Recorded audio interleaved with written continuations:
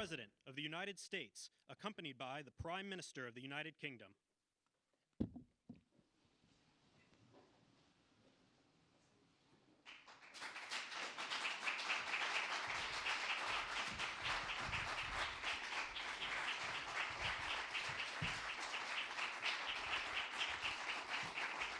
Thank you very much. Thank you very much. Great honor. Today it's my privilege to welcome the Prime Minister of a very special place, the United Kingdom, to the White House.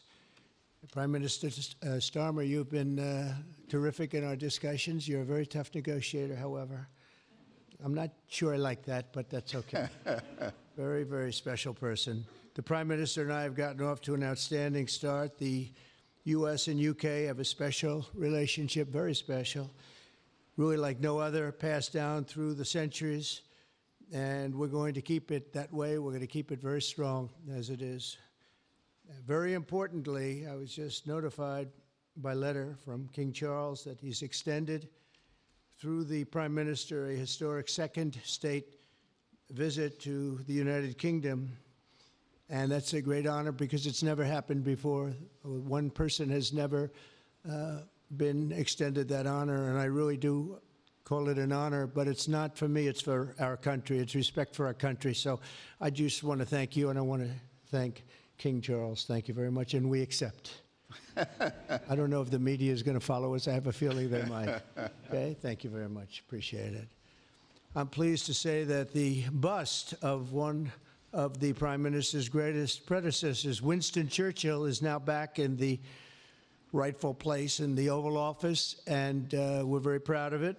Our meeting today and the various breakout sessions we had were tremendously productive. Most importantly, I provided the Prime Minister with an update on our efforts to end the bloody and horrible war in Ukraine with Russia, which would never have happened if I were president. That was not going to happen. I promise you that. After 3 years of hellacious conflict, approximately 1 million Ukrainians and Russians have been senselessly killed, but the number, I believe, is much higher than that. Countless schools, hospitals, towns, and beautiful ancient churches have been absolutely obliterated.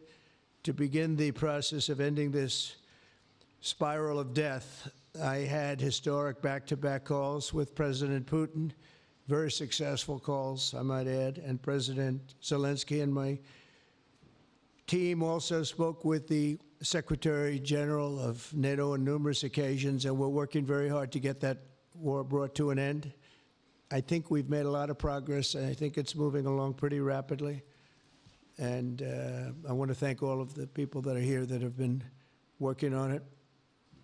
And we'll let you know what happens. It'll either be fairly soon or it won't be at all. In addition, this week I met with President Macron of France, as you know, and held talks with members of the G7. Tomorrow, the progress toward peace will continue when President Zelensky visits the White House.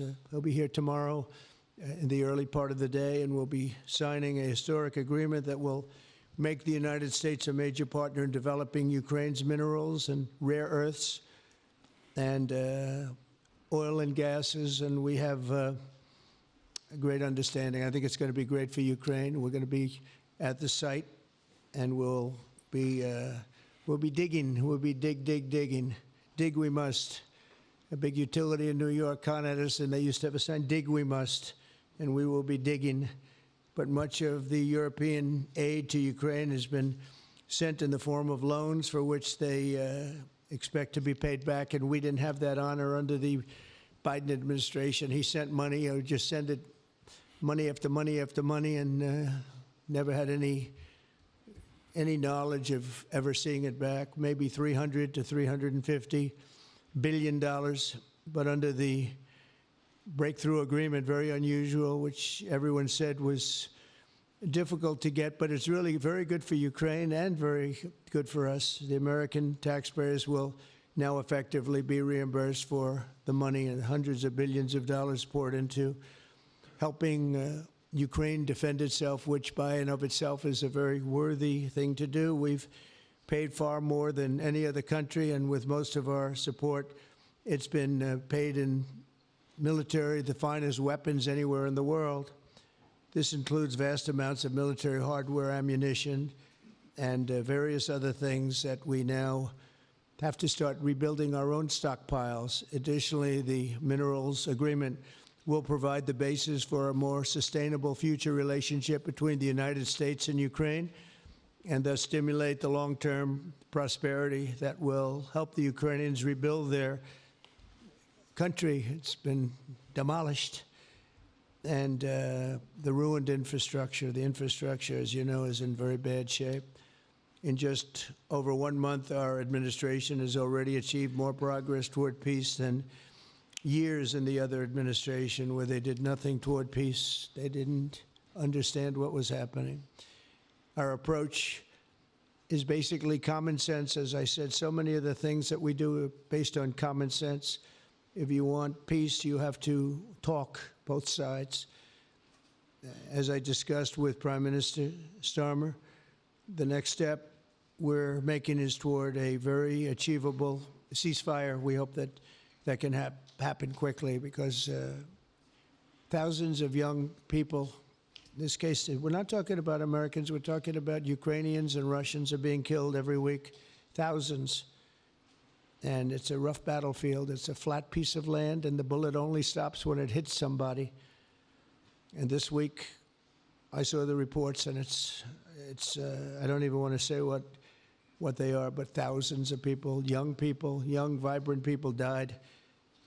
And we want to stop that. Senseless. Should have never happened. This will lay the groundwork for a long-term peace agreement that will return stability to Eastern Europe, and hopefully ensure that such a terrible war will never happen on European soil, or for that matter, anywhere again. It's a horrible thing that's going on. The disaster in Ukraine shows exactly why it's so important for the United Kingdom and other NATO partners to make large investments in their defense capabilities. In many cases, 4% or 5% of GDP would be appropriate. I know that they're raising it. I just read an article, a great article, about the work you're doing in the UK as to the military. You're raising it quite a bit, which is a great thing to do for your country. It's a great thing to do. It's sad that we need that, but probably need that. So congratulations on that. I know you got it through. After years of chronic underfunding, there's an urgent need to catch up for some countries. And I want to thank the Prime Minister once again for traveling here today. Working together, I believe that will once again demonstrate the power of our country's unique friendship. This is indeed a unique friendship. It's been many years, and I think it's only gotten stronger, and we will make sure that it stays that way. We're going to have a great trade agreement. One way or the other, we're going to end up with a very good trade agreement for both countries, and we're working on that as we speak.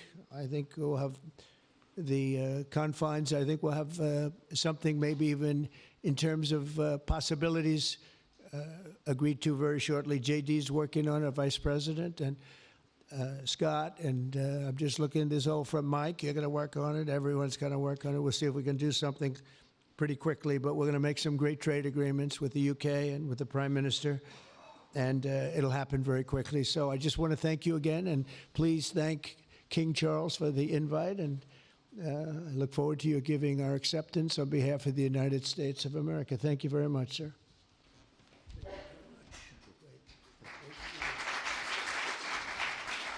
Thank you. Well, thank you very much, Mr. President. Thank you for your hospitality. Thank you for your leadership. This has been a very good and very productive visit. And with your family roots in Scotland and your close bond with His Majesty the King, it's good to know that the United Kingdom has a true friend in the Oval Office. And it was so good to see the bust of Winston Churchill back in its rightful place just a moment ago. But look, in a moment of real danger around the world, this relationship matters more than ever. We remain each other's first partner in defence, ready to come to the other's aid, to counter threats wherever and whenever they may arise. No two militaries are more intertwined than ours. No two countries have done more together to keep people safe. And in a few weeks, we mark VE Day, the 80th anniversary of victory in Europe. Britain and America fought side by side to make that happen. One of the greatest moments in our history. We stand side by side still today, and we're focused now on bringing an enduring end to the barbaric war in Ukraine. Mr. President, I welcome your deep and personal commitment to bring peace and to stop the killing. You've created a moment of tremendous opportunity to reach a historic peace deal, a deal that I think would be celebrated in Ukraine and around the world. That is the prize. But we have to get it right. There's a famous slogan in the United Kingdom from after the Second World War. That is that we have to win the peace. And that's what we must do now. Because it can't be peace that rewards the aggressor or that gives encouragement to regimes like Iran.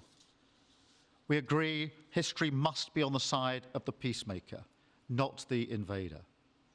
So the stakes, they couldn't be higher. And we're determined to work together to deliver a good deal.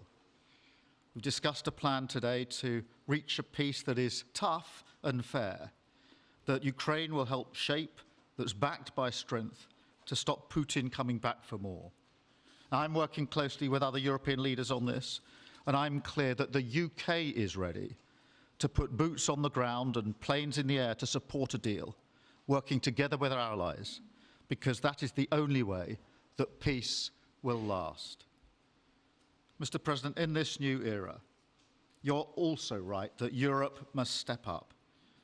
And let me tell you now, I see the growing threats we face, and so the UK is all in.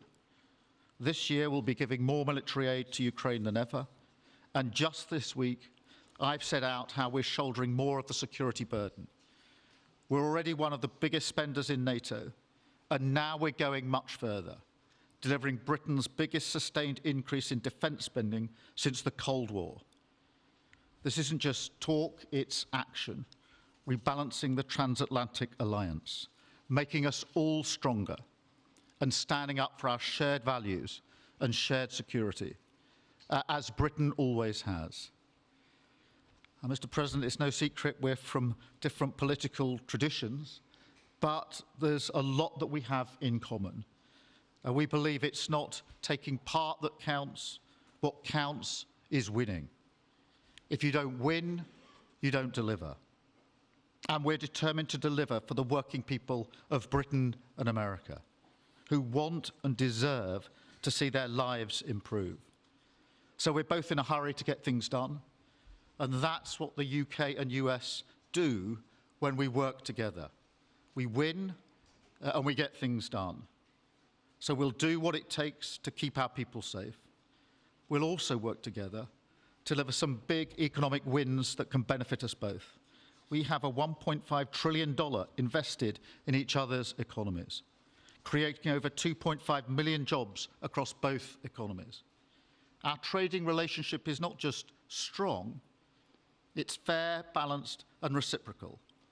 We're leaders together in so many areas, ranked 1 and 2 in the world as investment destinations, 1 and 2 for universities, 1 and 2 for Nobel Prizes, 1 and 2 in golf as well, by the way, and we're the only 2 Western countries with trillion-dollar tech sectors, leaders in AI. And look, we take a similar approach on this issue. Instead of over-regulating these new technologies, we're seizing the opportunities that they offer. So we've decided today to go further, to begin work on a new economic deal with advanced technology at its core. Look, our 2 nations together shaped the great technological innovations of the last century. We have a chance now to do the same for the 21st century. I mean, artificial intelligence could cure cancer. That could be a moonshot for our age. And that's how we'll keep delivering for our people. There are so many opportunities. Keep our nation strong and fulfill the promise of greatness that has always defined this relationship. Finally, to underline the importance of this bond. It was my privilege and honour to bring a letter with me today from His Majesty the King, not only sending his best wishes, but also inviting the President and the First Lady to make a state visit to the United Kingdom, an unprecedented second state visit. This has never happened before. It's so incredible, it will be historic. And I'm delighted that I can go back to His Majesty the King and tell him that President Trump has accepted the invitation. So thank you. Our teams will now work together to set a date, and we look forward to welcome you in the United Kingdom.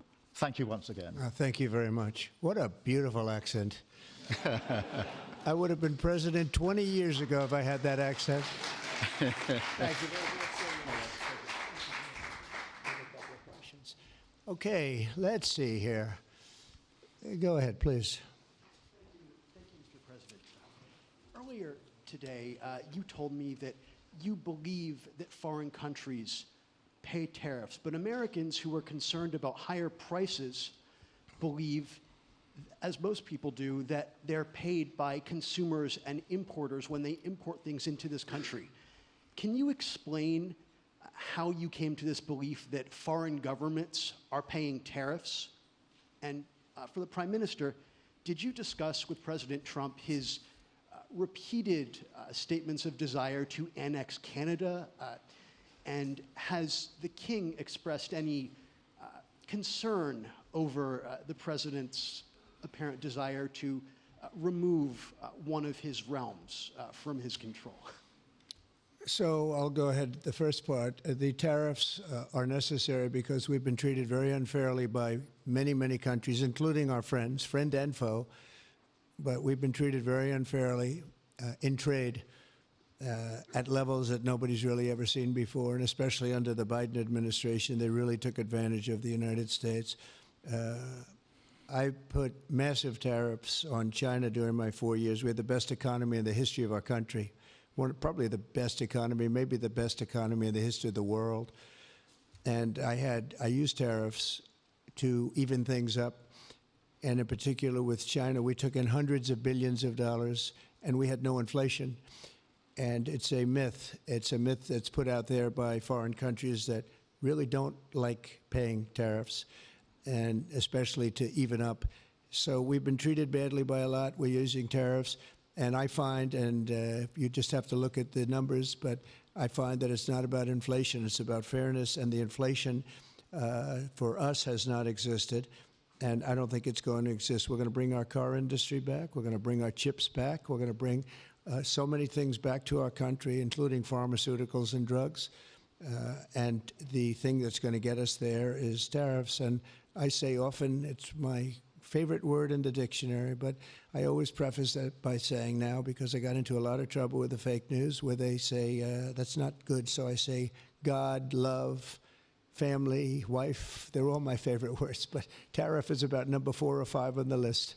But I will tell you, it's going to make our country rich, and it's going to stop us from being a laughing stock all over the world, because we have been taken advantage of like no country has ever been taken advantage of. Thank you very much. And look, we had a really good discussion, a productive discussion, a good discussion, as a result of which our teams are now going to be working together on an economic deal. Our teams are going to be working together on security in Ukraine. You mentioned Canada. I think you're trying to find a divide between us that doesn't exist. We're the closest of nations, and we had very good discussions today, but we didn't discuss Canada. Thank you. Please. Go ahead. Go ahead. Yes. Thank you. Hi, Natasha Clark from LBC. Mr. President, you've said you're working on a new trade deal with Britain, which we of course welcome. President Obama once said Britain was at the back of the queue for that trade deal. Where are we now? When do you think we're going to see that? And Prime Minister, the BBC has today admitted serious flaws over the recent Gaza coverage, suggestions of payments made to people linked to Hamas. Does the BBC still have your trust? Thank you. Well, they didn't do well with President Obama. He'd never got a lot of things done, and he didn't get a trade deal done that was of any importance or magnitude. We have we've had great discussions on trade, and I think we're going to have a deal done rather quickly as it can be done. We're going to have something, I think, rather quickly. We expect to do that. Okay? Please. On the BBC, look, I've been concerned about the programme in question. The Secretary of State had a meeting with the BBC. I think it was yesterday, it could have been the day before. Thank you. Jeff, go ahead. Thank you, sir. Pardon me. Mr. President, do you support Article 5 of the NATO treaty? And are you concerned that it might be triggered if European peacekeeping forces end up in Ukraine? I support it. I don't think we're going to have any reason for it. I think we're going to have a very successful peace, and I think it's going to be a long-lasting peace. And I think it's going to happen hopefully quickly. If it doesn't happen quickly, it may not happen at all. And we want it for two reasons. Number one, I want to see on a humane basis, I want to see soldiers stop getting shot, because largely it's soldiers now. Towns have been obliterated, but it's largely that. And I don't want to pay billions and billions and billions of dollars, nor does the Prime Minister or anybody else, on a senseless war that should have never happened. And we're going to get it taken care of. But I think it's going to be a peace that's going to be long-lasting. Do you have a question for the Prime Minister? Thank you. Mr. Prime Minister, you were asking the President today about a backstop for Europe if the peacekeeping force ends up in Ukraine. Did you feel like you got a satisfying answer for yourself and for Europe? And Mr. President, if you want to comment on that as well, please do. I felt we had a very productive discussion. Obviously, as the President says, the deal has to come first. But yes, our teams are going to be talking about how we make sure that deal sticks, is lasting and enforced. So our teams will be talking about that. Okay. Please, Blue. Mr. President, some experts think it could take more than a decade to mine the precious minerals from Ukraine. How much should the U.S. expect to receive, and when do you expect to see that come to fruition? Well, we're never going to know that answer, but by our being in Ukraine and doing the exploration and also the digging and taking the rare earth, which we need in our country very badly, we'll be doing a substantial amount of work, probably about at least what we have in there, and we hope to be able to do that. You never know when it comes to that. You know, you dig and maybe things aren't there like you think they're there, but we'll be spending a lot of time there. It'll be great for Ukraine. It's like a huge economic development project, so it'll be good for both countries. Okay? Please. Prime Minister, excuse me, Prime Minister, you've talked about putting British soldiers' boots on the ground in Ukraine in the event that President Trump succeeds with his peace deal.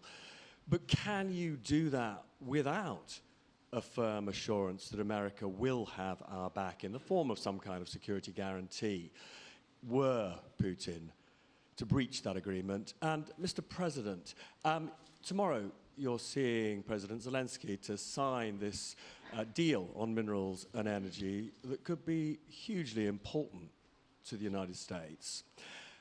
Will you take the opportunity to apologize to him for calling him a dictator while praising Vladimir Putin, who is a dictator? Well, Robert, let me start by saying I've been really clear today and previously that I think that European countries, including the United Kingdom, need to step up in our own defence and security. We've been doing that in recent days. You saw the announcement we made on spending just the other day. In addition to that, I've made it clear that the United Kingdom will play its full part in ensuring that if there's a deal, and we hope there is a deal in Ukraine, that is a lasting deal that sticks. And we're obviously working with other European countries on that, France and NATO in particular. But I think I'm hosting 18 countries on Sunday to further our discussions. You heard from the President this morning that, you know, as historically has always been the case, we have each other's backs. And today we've been talking about the deal, how that will be a lasting deal. And coming out of this, our teams will now be talking in detail about that. And I think we're going to have a very good meeting tomorrow, 11 o'clock. and I think we're going to have a very good meeting tomorrow morning. We're going to get along really well, okay? We have a lot of respect. I have a lot of respect for them. We've given them a lot of equipment and a lot of money, but they have fought very bravely, no matter how you figure it. They have really fought. Somebody has to use that equipment, and they have been very brave in that sense. Yeah, please, go ahead. The ceasefire deal is nearing an end this Saturday, and there's been some worry that phase 2 might never get there. Do you believe that phase 2 of the ceasefire in Gaza will come to fruition? And have you spoken to Netanyahu about it? And for the Prime Minister, this peacekeeping deal has been pushed forward by the UK and France as well. Have you been in discussions with any other European countries to join this initiative? And are you expecting Commonwealth countries to also join the effort? Thank you. So we're working very hard in the Middle East and Gaza and all of the problems, and it's been going on for years and years and centuries and centuries. It's a tough neighborhood, but it could be a very beautiful neighborhood, and I think we're going to come up with some pretty good solutions. But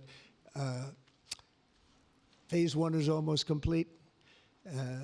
We've had some people that have been very seriously injured, very seriously hurt, both physically and mentally. They've come out of there very, very, and some of them in very, very bad shape. It's shocking. Many young people aren't in bad shape. Young people are strong, healthy. They don't die. People have come out dead, young people and old people. It's a rough situation, but I think we're going to make it much better, and I think that we've had a huge impact on that since we've been in just the 4 weeks. I think we've had a huge impact on Gaza, the Middle East, and we have some pretty good talks going on concerning lots of other people that are going to make it better. So we'll see what happens. Nobody really knows, but we'll see what happens. But I think we've had a very positive impact. Prime Minister? Yeah, on the question of the European countries, yes, I've spoken to a number of countries, particularly in the last few weeks. We had a meeting in Paris last week. I've got a meeting on Sunday with 18 countries to further our discussions. Obviously, we've been talking quite intensely to our French colleagues and to NATO, but to other countries as well, because, as I say, I think it's important for European countries, including the United Kingdom, to step up and do more in the defence and security of Europe and our continent and the United Kingdom, and we'll do so. Well, we're talking to a number of other countries. Thank you. Yes, in the red, please. Pink red, flaming red. Is it me or her? Go ahead. Okay, thank you, Mr. President. A question on Ukraine. Number one is, if you're not considering the security guarantees, are you open to other forms of, for example, intelligence cooperation with Ukraine? And Mr. Prime Minister, President Trump has proposed a plan for Gaza. Does this fit into the two-state solution that the UK held for a long time? Do you see it fit into your general Middle Eastern strategy? Thank you so much. Yeah, thank you very much. We're open to many things, but before I even think about that, that's almost pleasant to think about because that would mean that peace has been arrived at. We have to arrive at that peace. And, you know, you went 3.5 years with an administration that never even really had a meeting. They didn't have a meeting on peace. And there was no prospect of peace. I think, frankly, Russia wanted to go through the whole long deal. I don't think they do anymore. I don't think they do. We had a very big impact on that whole situation. But I don't like talking about phase 2 until I get phase 1. Phase 1 is I have to make peace. And we have to get Russia to agree. We have to get Ukraine to agree. And I think we will, I think we've come a long way. I believe we're going to get it done. I wouldn't say that if I didn't think so. And I think it will be very important, very historic, and we're going to save a lot of lives. On the question of Gaza, the last few weeks of the ceasefire have been very impactful. And for me, there are two images that I remember more than any other. The first is Emily Damari, who is British, being reunited with her mother. You may remember she had her fingers missing after what she endured. That was an incredible moment. I'd spent a lot of time with her mother whilst she was held captive, and her mother went through absolute torture. The other image was thousands of Palestinians marching through rubble, trying to return to their communities and their homes. So we have to do everything we can to ensure that the ceasefire continues, so that more hostages can be returned, so that aid can be brought in that's desperately needed. We need to allow Palestinians to return and to rebuild their lives, and we must all support them in doing that. And yes, I believe that the two-state solution is ultimately the only way for a lasting peace in the region. And think of that, she came home with her fingers and part of her hand blown off. That's terrible. How bad does it get? And we had others that came home in much worse shape than that. Yeah. It's a terrible situation. Please, yes. Thank you. Mr. President, did our Prime Minister persuade you not to put tariffs on the UK? And if I may, Prime Minister, do you think that Vladimir Putin is a man who will keep his word? Thanks. He tried. He was working hard, I'll tell you that. He earned whatever the hell they pay him over there. But he tried. I think there's a very good chance that in the case of these two great friendly countries, I think we could very well end up with a real trade deal where the tariffs wouldn't be necessary.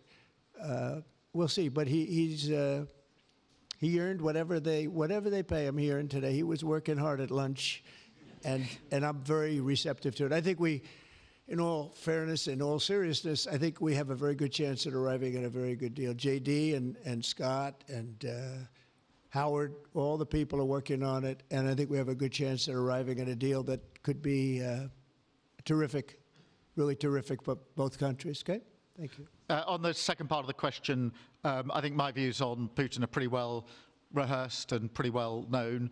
My concern is that if there's a deal, and I hope there is a deal, that it must be a lasting deal, that it's not a temporary measure. And that is why I think it's really important that Putin knows that this deal, a historic deal, which I very much hope comes about, is there, and it's a lasting deal.